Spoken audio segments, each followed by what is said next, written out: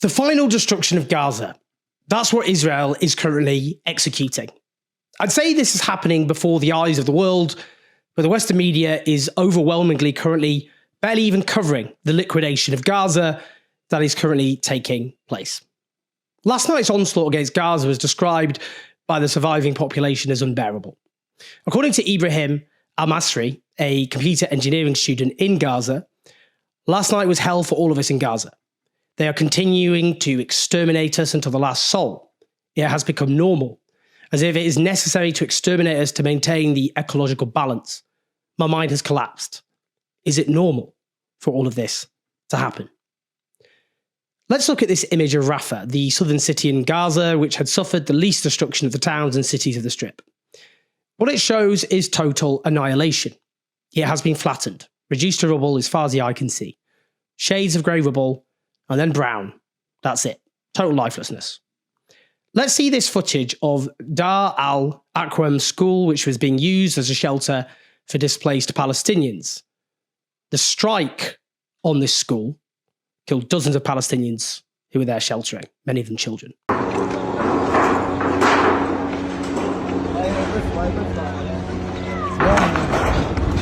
I've watched footage of children being carried from that school, which I can't show here because it's very disturbing. In any case, YouTube would age restrict the video if I even tried. One child is completely blackened by burns. Another's face is entirely red with fresh blood, their body limp in the paramedics' arms. Last night, Israeli airstrikes completely destroyed the Gabian water desalination plant east of Gaza City. We can see the aftermath of that destruction.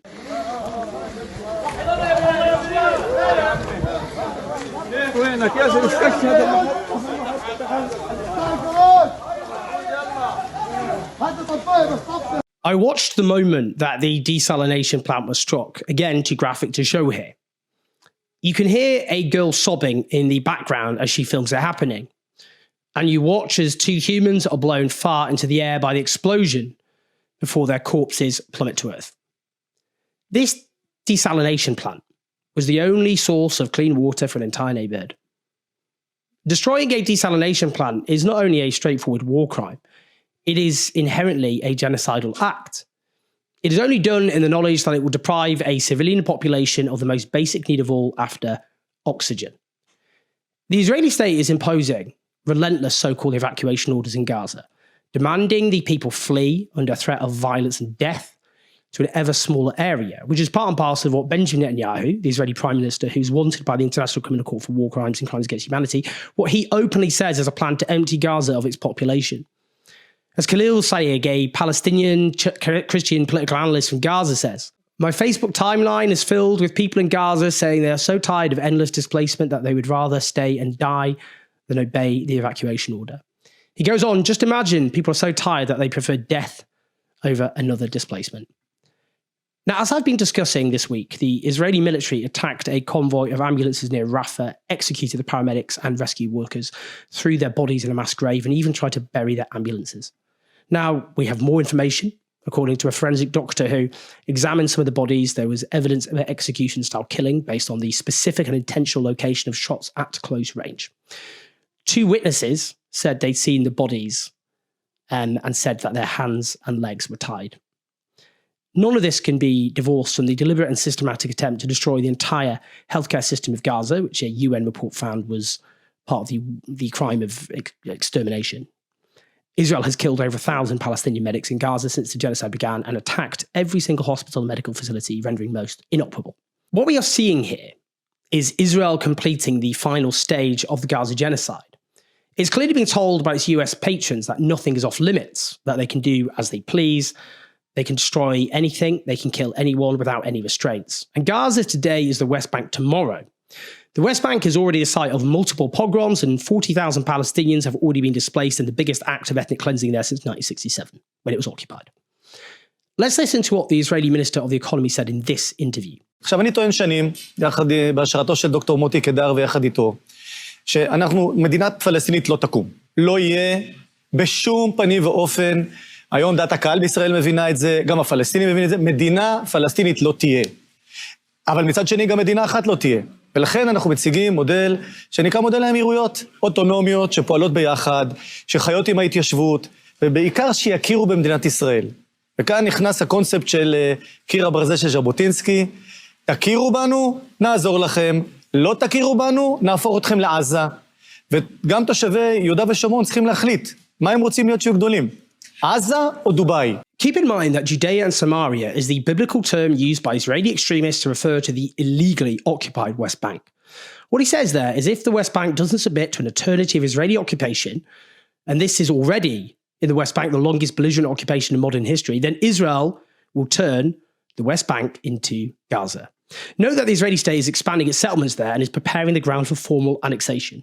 Indeed, a joint statement was signed by both now co-ministers of defence, Israel Katz and Bezalel Smotrich, making it clear formal annexation is the plan. They declare, Judea and Samaria, the cradle of our homeland, the land of the Bible, we are here to stay. The horrors of the West Bank are already extreme enough, but they receive all too little attention. Like Omar Zioud, a 16-year-old Palestinian boy who on Wednesday was killed after the Israeli army shot him in the chest. One of Walid Khalid Abdullah Ahmed. He was a 17-year-old Palestinian boy who had been held in Israeli custody in northern Israel. As Defence for Children International report, post-mortem examination indicates Walid suffered from extreme body muscle and fat wasting, evidenced by sunken abdomen, according to a doctor who attended the autopsy on behalf of Walid's family. Walid also had scabies rashes on both legs and his groin, in addition to abrasions on his nose, chest, and right hip. The examination revealed that Walid had significant air collection in both his chest and abdominal cavities, likely caused by blunt trauma, along with signs of inflammation likely caused by infection. There was also evidence of edema and congestion in his large intestine, consistent with traumatic injury, likely the result of beatings, which are frequently inflicted by Israeli prison guards on Palestinian child detainees. The autopsy report further states he suffered extreme, likely prolonged malnutrition, and that he likely suffered from an inflamed colon, leading to frequent diarrhea and severe dehydration. The autopsy also revealed a cut on his neck. This Palestinian boy, who had been repeatedly, clearly, severely beaten, was starved to death in Israeli captivity. Just imagine for one moment that this was an Israeli child hostage who had starved to death in Hamas captivity. Indeed, the sight of gaunt Israeli hostages who were released and survived itself caused international outrage. There's almost no coverage whatsoever for this boy.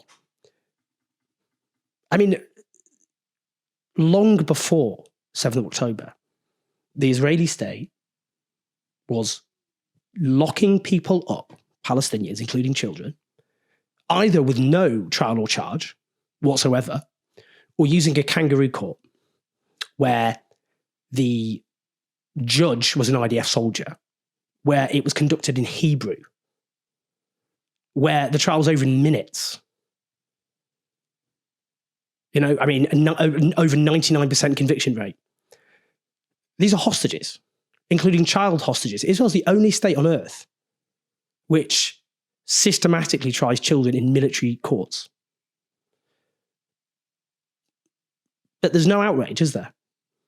I mean, there are so many people, because people go, well, this is different because, you know, the Israeli hostages were, you know, dragged from civilian homes and kidnapped for nothing. That is the same as these people.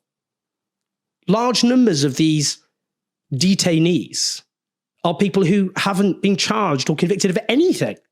And they have been dragged, often at the dead of night, from their family homes, dragged away from their screaming families, and often sent to detention with their family having no idea where they're being sent. Hostages, who are then used as bargaining chips. Hostages. I'm going to end by saying something very difficult. I had a conversation with a fellow journalist who's spoken out about this genocide the other week. We discussed whether everything we're doing and saying is just futile. For the last year and a half, I have stared down the barrel of this camera, doing everything I can to reach as many people as possible with the stories, the truth, the facts about the depravity being committed by Israel and facilitated by the West, including my own government.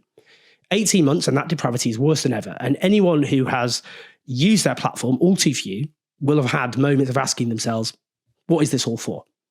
And this is the difficult part, because what I said to that fellow journalist is, no one is coming to rescue the people of Gaza.